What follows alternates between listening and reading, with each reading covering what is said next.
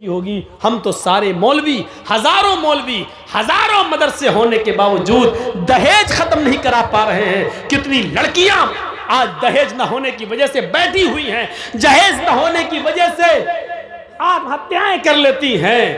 عائشہ کو یاد کرو، احمد آباد کی سابرمتی جیل میں ڈبکی لگانے والی اور کود جانے والی اس عائشہ کو یاد کرو. کلکتہ کی اس لڑکی کو یاد کرو، سلیم کی اس بیٹی کو، جس نے حیدرآباد کے اندر بنا جہیز کے شادی کر لے جانے والے اس آدمی نے حیدرآباد کے اندر 20,000 روپے میں بیچ دیا تھا. اور وہ لڑکی درندوں کا شکار ہو کر پنکھے پہ لٹک جاتی ہے اور پھانسی کے تختے پہ لٹکتے ہوئے اپنے باپ کے نام ایک لیٹر دے جاتی ہے کہ ابو، کیا میں تمہارے اوپر اتنی بوجھل ہو چکی تھی، اتنی بھاری ہو گئی تھی کہ لڑکے کی حقیقت بھی تلاش نہیں کی آپ نے، اور جس نے بغیر جہیز کے شادی کرنا چاہا آپ نے فٹ سے اس کو میرا ہاتھ پکڑا دیا اور آپ نے اس کے ماں باپ کا پتہ بھی نہیں لگایا. میں لٹ چکی ہوں، میں برباد ہو چکی ہوں. اب میں اپنی اصلی شکل آپ کو اور آپ اپنی ماں کو اور اپنے بھائیوں کو نہیں دکھانا چاہتی. ہاں، میری ایک چھوٹی بہن ضرور ہے فاطمہ، میں اس کو گھر چھوڑ کر آئی ہوں. اے ابو جان، اس کے لیے ایک نصیحت کرتی ہوں آپ کو.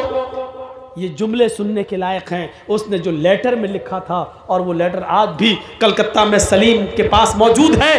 اس لیٹر کے جملے یہ تھے: میرے ابو، وہ چھوٹی میری بہن فاطمہ نام کی میری بہن، ابو جان اس کو چھوڑ کے آئی ہوں. ایسا نہ ہو کہ اس کو بھی یہ دن دیکھنا پڑے جو آج مجھے دیکھنا پڑ رہا ہے. حیدرآباد کی ہوٹل میں 20,000 روپے میں نیلام کر دی گئی اور درندوں نے میری عزت و آبرو کو چھلی کر دیا. میں اب بھاگ کر آپ کو اور اپنی ماں کو اور اپنے بھائیوں کو اپنا ناپاک چہرہ دکھانے کے لائق نہیں رہی ہوں، اس لیے میں نے مر جانا بہتر سمجھا.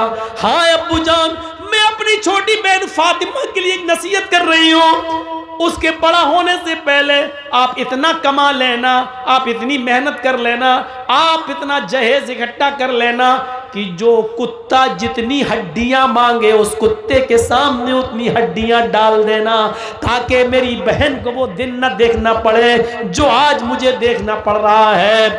حیدرآباد میں خودکشی کر کے مرنے والی کلکتہ کی اس جمیلہ نے دہیج مانگنے والوں کو کتا کہا ہے اور اس دہیج کو ہڈی کہا ہے کہ جو کتا جتنی ہڈیاں مانگے اس کتے کے سامنے اتنی ہڈیاں ڈال دینا.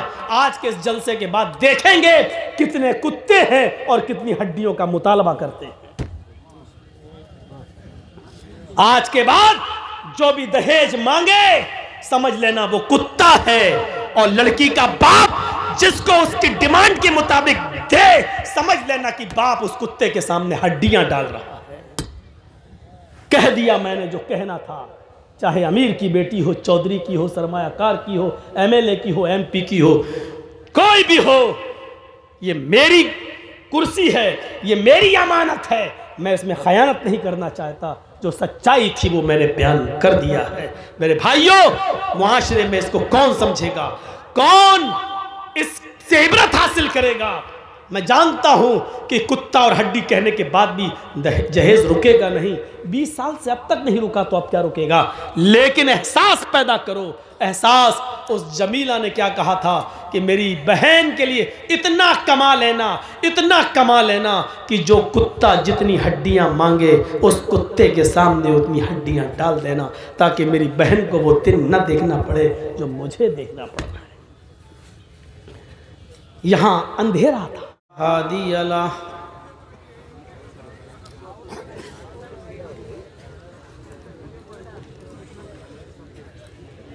وَأَشْهَدُ أَن لَّا إِلَٰهَ إِلَّا اللَّهُ وَحْدَهُ لَا شَرِيكَ لَهُ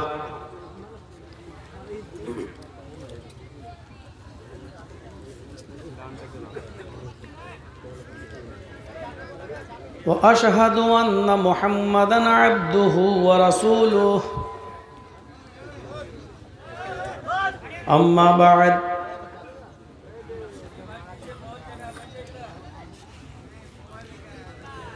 فَإِنَّ خَيْرَ الْحَدِيثِ كِتَابُ اللَّهِ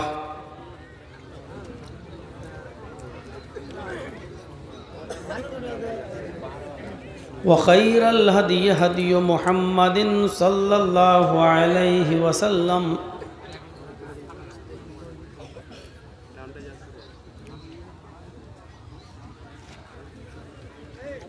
وشر الأمور محدثاتها وكل محدثة بدعة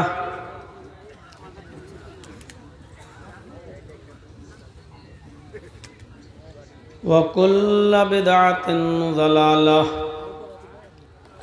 وكل ضلالة في النار.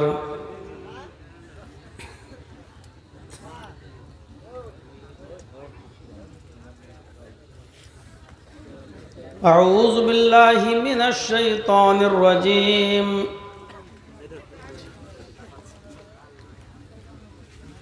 بسم الله الرحمن الرحيم.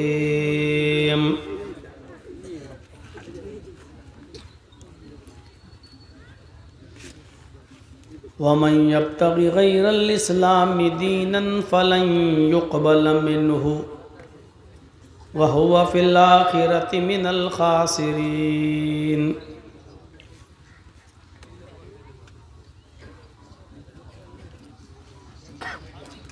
رب اشرح لي صدري ويسر لي أمري واحلل عقدة من لساني يفقهوا قولي.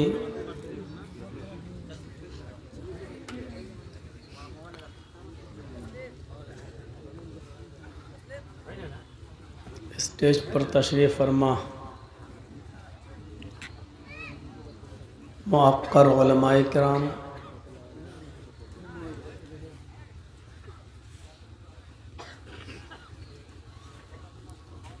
علاقے کے محبوب اور معزز احباب،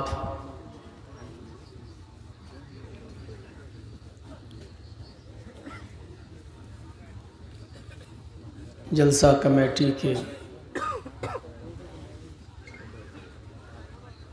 معزز اراکین،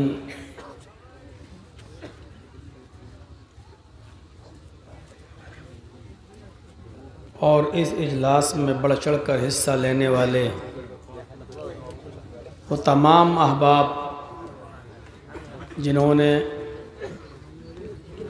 جس حیثیت سے بھی اس اجلاس میں تعاون کیا،